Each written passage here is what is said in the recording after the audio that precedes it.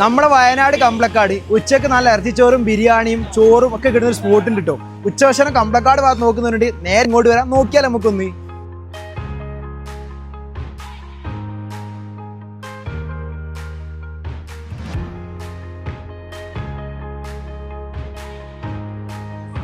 സൈഡായിട്ട് പുളി സലാഡ് ഉണ്ട്, ചമ്മന്തി ഉണ്ട്, പിന്നെന്താ പുളിയിഞ്ചി, അച്ചാറ്, പപ്പടം.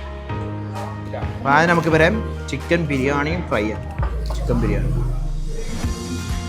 അടുത്ത നെയ്ച്ചോറും അതിൻ്റെ കൂടെ വരാം സ്പെഷ്യൽ ബീഫ് വരട്ടിയത്.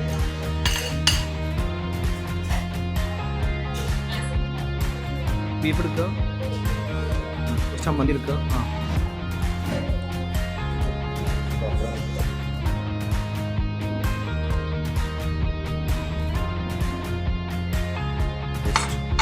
എല്ലാ സൈഡും ചമ്മന്തിയും അച്ചാറും സലാഡും എല്ലാം കൂട്ടി കഴിക്കണം.